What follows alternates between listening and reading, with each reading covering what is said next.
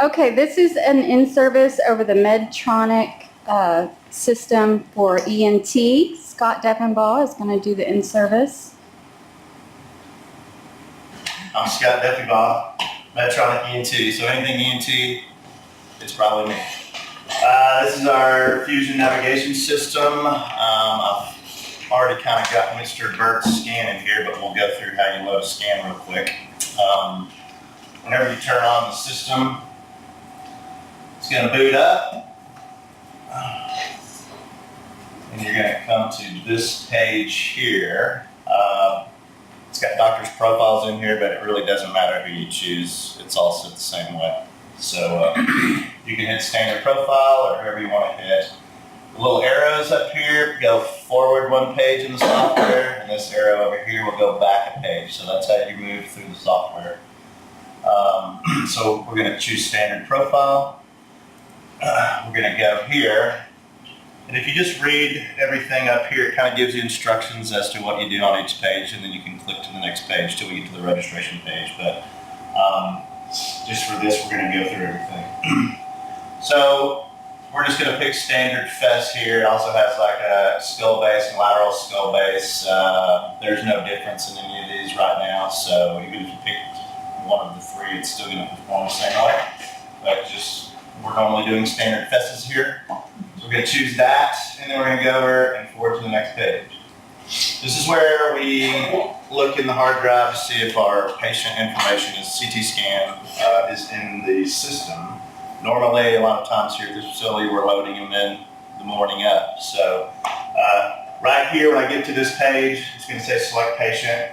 We're going to come down, put a DVD or a CD into the DVD-CD player down here, and close it by hitting the button. And it's going to start. Normally a white box is going to pop up. We don't have a CD to load in here to show you, but a white box will pop up, and you're either going to hit standard DICOM or unstructured DICOM and let it load. What makes the difference? It just depends on the CT scanner, where it's coming from. Usually like Dr. Mock or someone that has theirs in their own office, I believe it's unstructured that you're going to click with him. Yes, I think he's the only one where it's unstructured. Everybody else is standard DICOM. Yeah. I have this if you need a... We can, yeah. If it has patient information on it, we can't use it. Okay, I so mean, it would have been one that's been loaded. But it's on video, Okay. so it's... a box will pop up, we'll pick you to one of those, and you're going to see up here, it's going to say receiving exam up here, and it usually takes a while because they're putting in a lot more information than we really need. All we need are normally axials for this. That is what we need. But I've got a little practice guy here named Bert, and this is Bert, so I have Bert's scan in here. So as the scan gets loaded in, we're going to highlight that patient, which I have here. And then it's going to load in, and it's going to give you all the different studies in this row here. So we're looking for the axial, which is basically if we're looking down on the patient's head this way, it's going to be all the slices that go through the head this way. Not this way, or not this way, but this way. And normally, it's usually the one that's got the most slices in it, but not always. So, as you can see here, I've got his axial, both of these look like axials, so it looks like we're coming down on the top of the head. And we've got this split up into the axial, coronal, and sagittal. It takes the axials and makes it all three of those, okay? You want to make sure that you get a 3D model here that kind of looks like their head without any hair on it. If you don't have that, or it looks like a dowel, then we need to go in and make some changes in the 3D model settings right here. So all you have to do, if it looks weird, is open up 3D model, and then I just drag and pull, click and drag on this reset threshold model. And what I'm trying to do is bring this down to where I can see like the patient's sinuses here. If it looked like a dowel, let's see here. That's not letting me do it. but it would be kind of all colored in red here, and just click and drag over it, and it'll just kind of shrink in to where you can see the patient's head there. And the face also will look like a this'll skull. you don't want it to look like a skull. You want I it to know, look like but if you adjust it to one way or the other one way or too the other far. until that looks like a regular face, and that's going to be a good scan for you to use on the patient. So just hit done here. You don't have to hit reset threshold when you change it. Just hit done, and then it'll pop back up in here, and it'll show you the 3D model the way you changed it. But you have to have a 3D model to be able to register the patient. From there, we just go to the next page, which tagging that way. All the equipment that we track is already loaded in here, so you really don't have to do anything with this page. But also, like if we had the doctor's profile in here, you could put around here how they set their room up.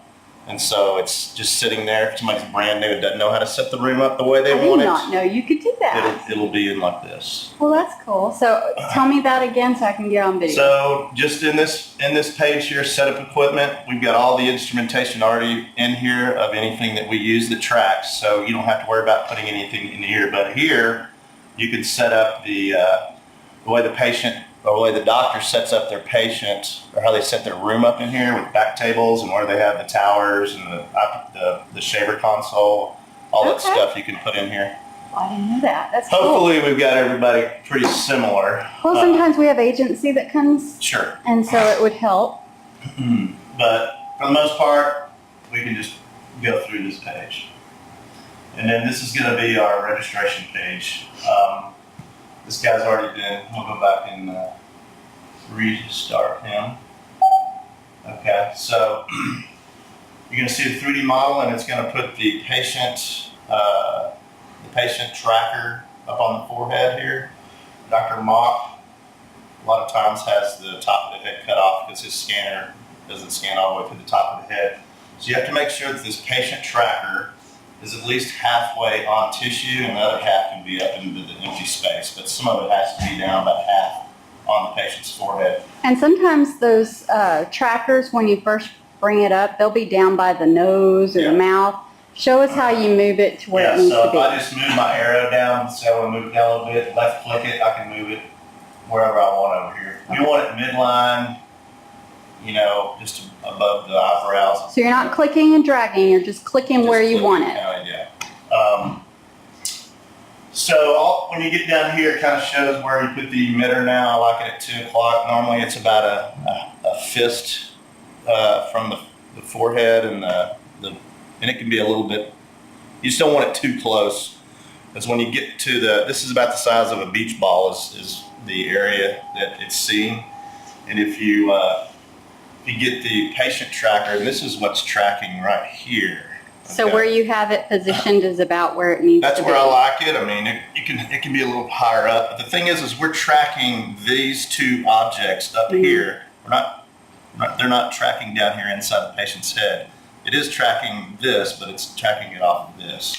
So our field of view, really, we want it to be above the head, more so like the center of the field of view. And some it of kind of those is a little instruments are oblong longer. like this. Not necessarily totally like a round beach ball, but and there are things that are going to affect this.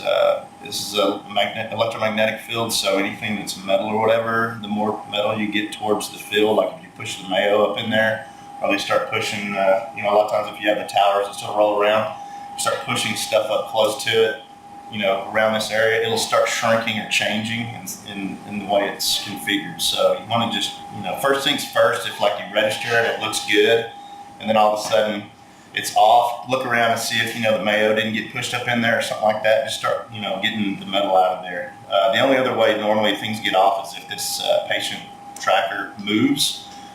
This is the newest one we have, which we've used here a few times.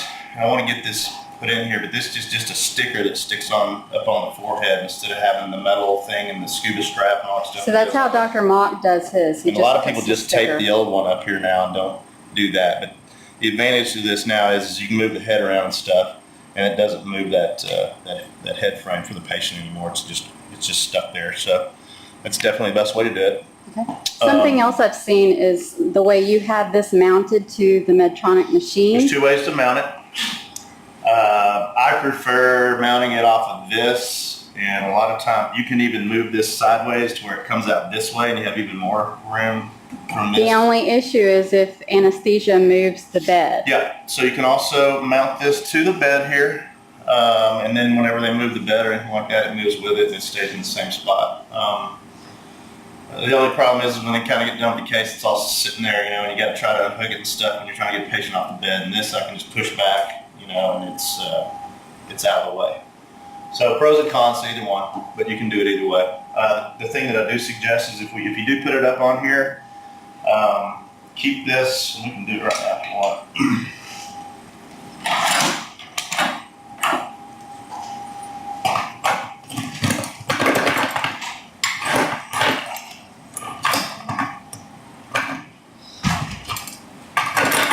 Just remember that the more metal you get in the field, the more of the problem you'll have. And it can happen with this too. If you let this get all pretzeled up kind of right around here and stuff, that could possibly have something to do with it. Sometimes, you know, they have it like this.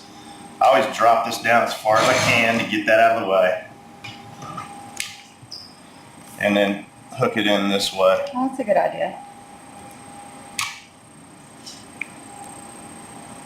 That's the best. And I usually try to get this kind of just as far out of the, you know, field or whatever. But I think that's the best way if you're going to do it on a table.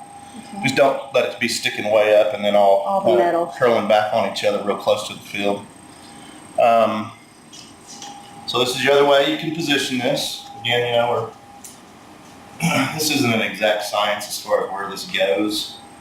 You know, Seems like the hardest right instrument is the long suction. so this is kind of how this works. The problem is when I am tracing and stuff, if I trace and I go out like this with this, it's going to quit seeing this because it's real close to the outside of the sphere. So when I'm tracing with this, I want to keep it down this way, at least on this side, and then over here I can, you know, whatever I want to do. But I always just keep it like over here. So make sure the sensor is in the bubble. Yeah, just make sure it's more over here instead of coming out like that. Okay. And you can tell this too whenever we start, when you see the dots being collected over here, you can tell when they get on this side if they're holding it like this because it won't collect any dots over there. So that's how you can tell. Or if it's an older person, sometimes they're really sometimes the loose patient are real skin. wrinkly, all this kind of stuff, you know. Got, you know, the noses are all weird and stuff. So you got to be careful. Just, you know, staying around the thinnest tissue that you can. You know, hitting up and down. We just want to draw a nice kind of as much of a mask as we can get 3D wise, like over the nose and then just kind of around this area. The way it works is all these dots that they all kind of intercede each other like with a straight line. So where they all come together as one, that's the most accurate area in the patient. So, you know, if we were just doing a frontal, they may just kind of trace right here, but if we were going to go back into the sphenoid, they may want to come back here, you know, and do this, you know, back through to the tragus or whatever and then back up. That gives us more points a little more posterior. So that is going to be a little bit better that way. So all the instrumentation, they're kind of like normal ancillary instrumentations. There's two curved suctions. One's like a 70 degree, one's a 90 degree. Then there's a straight probe, there's a straight suction, and then there's a frontal seeker. This is a registration probe. You hold it just like a pencil, you know. Some people try to do it like this, but it's just, you know, you can't trace. You get really nice and soft, you know, you don't have to push into the patients real hard or anything like that. So let's go ahead and, anybody got any questions so far or anything? Or? How many of the patient trackers and instrument trackers need to be pulled for a Fess Medtronic? That just depends on the doctor. We can track up to 3 instruments, Okay. or balloons or malleable suction, anything that we have. There's only 4 portals here. You can plug in, put in any portal you want. Doesn't matter. I usually put the patient one on the top, but they all say what they are on the side of this. Okay. So what happens if a doctor, instead of re-registering a patient, re-registering an instrument, just switches the sensor, the tracker over to another piece of equipment? Well, you can take this off and put it on another instrument, but you have to newly register the new instrument each time. Let's go ahead and register real quick. I'll show you. You always, if it seems like it's off, all you have to do is look up here and there's a picture of whatever it thinks it's tracking. So if it's real off up here, look down and you'll notice they didn't re-register the new instrument or whatever. So I mean, some people try to use as few of these as possible for cost savings. And that's the thing you're going to run into. You're constantly pulling this off, re-registering. And sometimes it's a little more difficult to register that straight suction. So once you get it registered, you don't want to pull it off if you had trouble with it. A lot of our doctors, when they first start using it, think they can just interchange the instrumentation.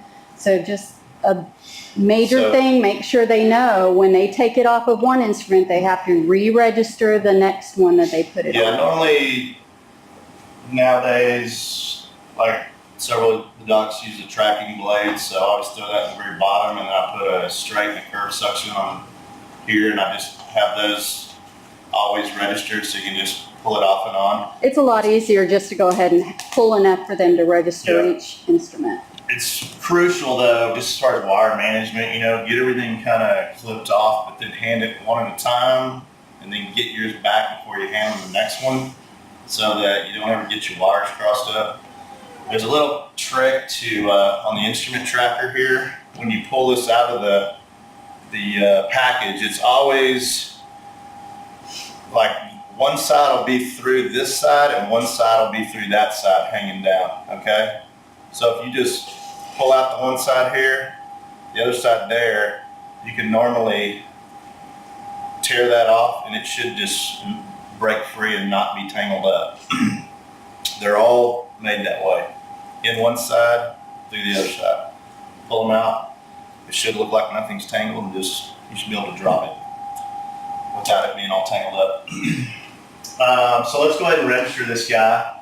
As long as they've got a full head up here, we kind of have made this where, let's go ahead and, where you can kind of draw like a moose antler up there on the head. There's no one perfect way or anything like that.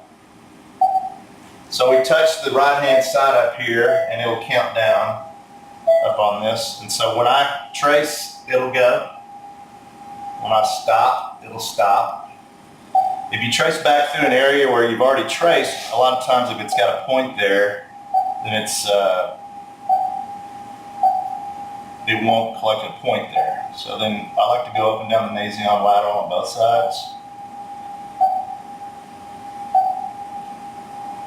And you can come down the columella.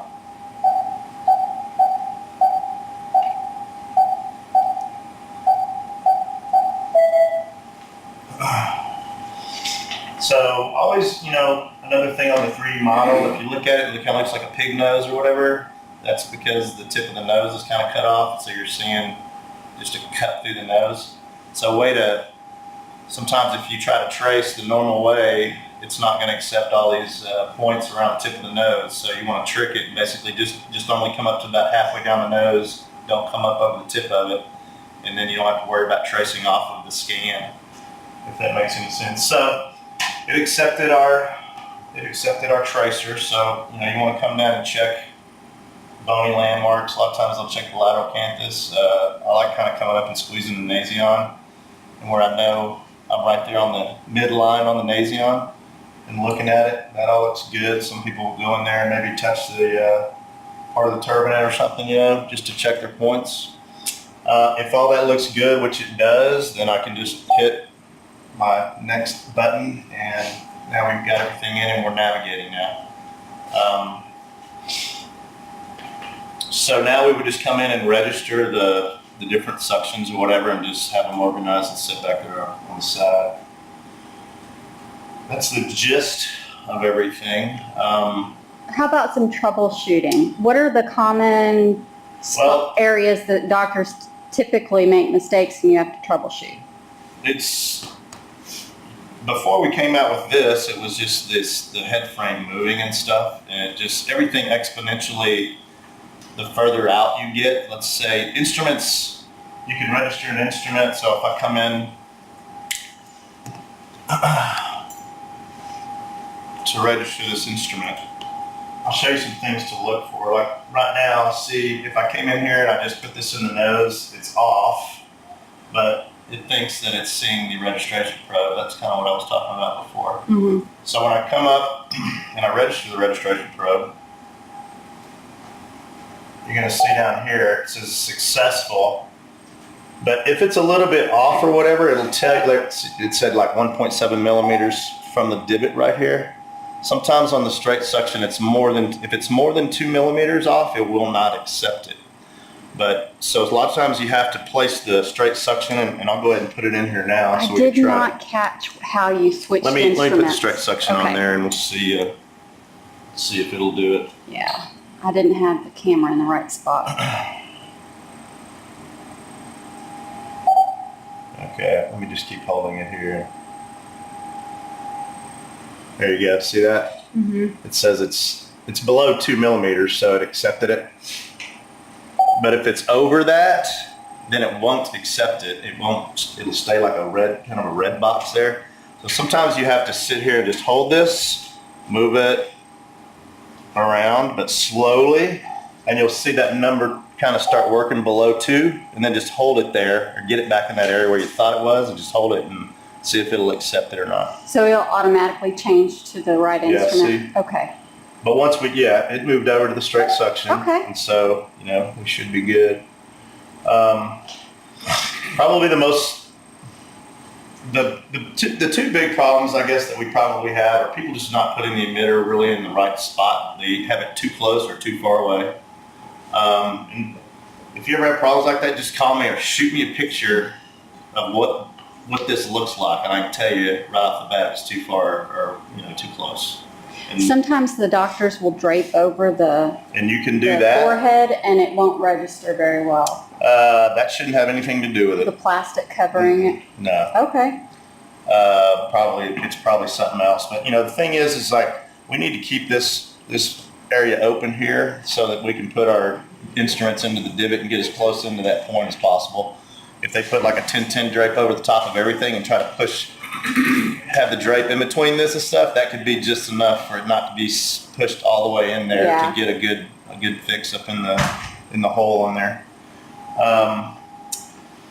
Like I said, this moving, the biggest with instruments is this getting bent by them using it to bust through the ethmoids and stuff. So this is the one. Sometimes during the case, if it's off a lot, I'll just have them hold this and just slowly try to bend this up a smidge, just kind of, and then put it in, to kind of do something interoperatively. But first things first, if you got another set, just go grab that other set. So any questions, guys, or any problems that you have had in the past with some of the doctors that everybody knows how these kind of go off and on. So they come like this with this little blue piece back. The wire always goes back towards the suction there, and there's two little prongs that we just set it on top of, and then push it forward, and you'll feel it snap. If you see on here, if I squeeze this like this and try to pull it off this way, I'm squeezing down the prongs down into the side of this. So if you just kind of take your nails and push it back from here and then pull it off, and I'll pass that around, you can see these little prongs here. So that's what it's clipping into. So if you're squeezing that, trying to pull it back, you're just squeezing it down onto those two prongs. So I'm not saying you can't get it to pop back eventually, because you can physically just do like that, but you're not, bust the plastic or something like that. So don't try to muscle it, just. Yeah, it's not, but just don't squeeze and try to pull back. All right. I have a troubleshooting kind of laminate on the machine also, if there's any problems or a lot of the things that Scott has talked about. He sent me this document, so I laminated it and put it on the machine. So you can refer to that if you're having any issues. But it's really not that hard. It's just understanding how the system works. So, and a lot of the doctors, they may have done one in the past, but it may have been 6 months since they've done one. So you'll have to troubleshoot for them or assist them with getting everything registered. So just always call David. No? Don't call it. All right, well, I'll just turn it off. Okay. So when we're done with the case, there's a few things that need to go back here. The first things first is we need to shut this down instead of just turning it all the way off. And other things you can do too is go in and delete patients that we've used in here. You don't want to have a ton of patients in storage in here. So let me talk about that real quick. All we have to do is come down to admin, open that up here, patients. Anytime you go into admin, you can change all kinds of different things. But we just go to patients, and it's going to show you've got 123 patients in here. Good Lord. So what you do is you highlight about 5 or 6 of them, and you come down to delete selected patients. It'll take it a second, and it'll delete them out of there. We don't want to keep a whole bunch of patients in here because it'll start slowing the system down. So once we get that done, we just hit done, and then the next tab below that is exit. We hit exit, and it's going to go through a bunch of stuff to shut the system down. So as far as the physical piece equipment that's out on the table is this. It gets rolled up and put back on top of this right here, so that keeps it safe. And then this just goes back on this bar.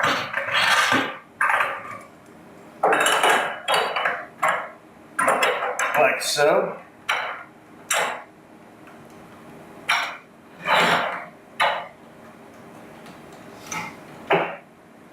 And so that's out of the way. So then this will go back to the opening page, and then it'll say, we'll have like a shutdown button here, and it'll eventually pop up just a black page that says power off, and that's where you come to the back and just shut off the main. Switch down here in the back. You don't ever have to do anything with switches on this screen. It's going to just be this switch right here. All right. So don't just unplug it from the wall, because you're going to tear this machine So up. here's the, you're going to see shutdown system. And then you're going to say, and then you're going to get a black, this part's a lot faster. You'll just say power down. Yep. System's ready to power down. Okay. That's it. But it is a computer engine, so it needs to be shut down properly. Correct. And make sure that all the instruments go back into the set with all the others for sterilization. If it gets separated from the Medtronic set, you know, it might not make it back in there, or it may not make it back in there safely. It may get damaged in the washer. And this set is very expensive. So make sure you put everything back. You flush the cannulated instruments, spray them down, keep them all together. The pieces that we throw out most often are the little silicone head piece Yes, that is not disposable. Those stay with the instrument. and the strap, so you don't. So those are almost off, those are pretty much obsolete now. Yeah. With this new thing. A lot of the doctors just put the sticker on the forehead now, because that way they can move the head around any way they want and it doesn't move. But some of the doctors like to do it the way they've always done it, so just keep it all together.